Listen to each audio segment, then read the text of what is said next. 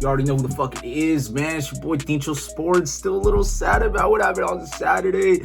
I thought it was a game we had in the bag, man. Like I said, I thought we were going to win 3-0. Obviously, your boy was tripping. A lot of things went good. A lot of things went bad in the game. So I'm here to talk about it. Full disclosure, I've been very busy this week. So apologies. This video has been a long time coming. It's been sitting, man. I had to get on it. Nonetheless, better late than never. So let's go ahead and kick it off. So we're going to kick it off with the lineups. One of the things that surprised me about the lineup for Barcelona was the introduction of Araujo, who hadn't really been playing as much as that central of the three center backs. Mingueza on the right, Lenglet on the left, as we expected, with Araujo in the middle instead of Frenkie de Jong. One of the things that prevented us was being able to carry the ball and have more numbers in the midfield. Araujo is more of a defender than a midfielder, obviously, so he doesn't have that distribution that De Jong has. He doesn't have the ability to push the ball up, leading us into the counter. However, Araujo is a lot faster than Frenkie de Jong, and he was able to help cover Mingueza with those runs when Vinicius was trying to take him into speed. However, Mingueza did a great job covering Vinicius for most of those runs. We saw Real Madrid trying to exploit our back line the same way they did with Liverpool. However, Mingueza had him covered most of the time with Araujo being able to track back. In my opinion, though, that first half was one of the worst halves that I've seen Barcelona play in a really long time. We lacked the creativity. Messi was surrounded by 3-4 players at all times. Dembele was asked to play more of a target man, and obviously that is not his game plan. We didn't start with Griezmann, meaning we really only had two attacking players going up there against a very, very condensed Madrid side. Madrid did a great job of covering our wingers, meaning that we were forced to go through the middle where everybody was. That was where the most traffic was, so we struggled to get some opportunities going in the first half. I think the best chance we had in the first half was actually Messi's corner kick that almost beat Courtois to the far post, which would have been the best goal that Messi's ever scored. And as expected, Madrid struck in the counterattacks.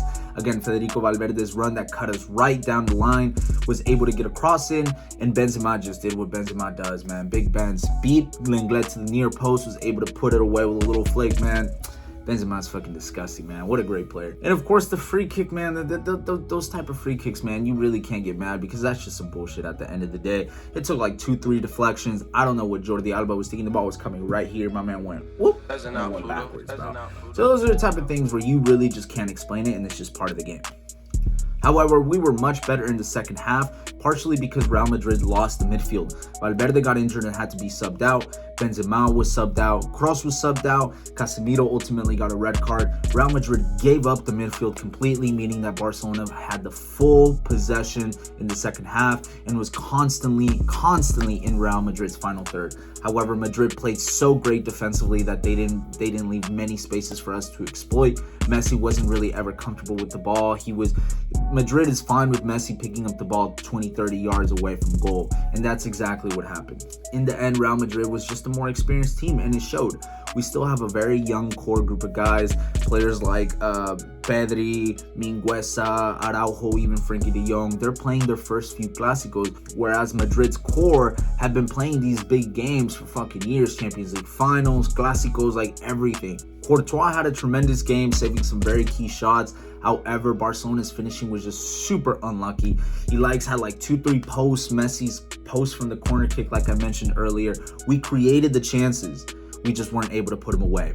And look, I don't want to be that guy and bring up referees and all that stuff, but I thought it was ridiculous. Referee had the malfunction with his equipment. There were subs. There was everything. In total, I didn't do this math, so don't quote me on this. But in total, it's reported that 9 minutes were spent. 9 minutes were wasted in that second half between subs, like I said, the referee's equipment. 9 minutes, and the referee gave 4 minutes of stoppage time. And the reason why this stands out so much was because in this particular game, I really think that Barca just ran out of time. I think if the game would have gone on a couple more minutes, especially with the team that we have now that's known for these type of late goals and late heroics, I think we would have been able to turn it around and maybe at least get a tie out of this. But the fact that, that it feels like the game was cut short, it is what it is, man. I'm not one to blame the referees. I've heard talk about the Braithwaite situation where he felt like he got pulled back by Mendy and people were like, oh, it's a penalty. Personally, I think it was soft. Mendy went to try to grab him, but he missed. He barely grabbed him, but he missed. So Braithwaite went down, obviously, because he felt contact. But honestly, I don't like to blame the referees. I think the referee didn't have a big part in this game necessarily, apart from the added minutes. A thing that bothers me about this result, however, is I felt like we had the league at the palm of our hands. If we took care of business on Saturday and we beat Atletico later on, that league was going to be ours.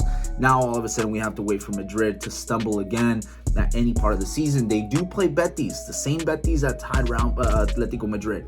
Madrid still has some very, very difficult games coming up this season, but now it's not just in our control. Now we have to wait for Real Madrid to drop points for us to be able to even dream about the league. And so that change of scenery just doesn't really sit well for me.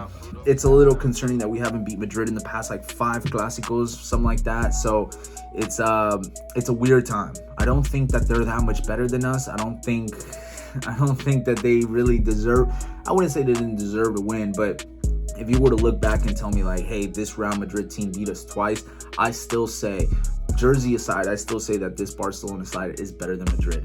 Somehow Zidane just is very tactical when it comes to Barca. He knows how to play us very well, and he knows how to target our weak points, and he knows how to basically nullify Messi. But what do you guys think at home? Do you guys still think Barcelona is still the team to beat in La Liga, or do you think the league is for Madrid's now for the taking? Let me know in the comment section below. Don't forget to vote for the What's in My Closet bracket. We moved on to the quarterfinals starting today, so we got 8 episodes left.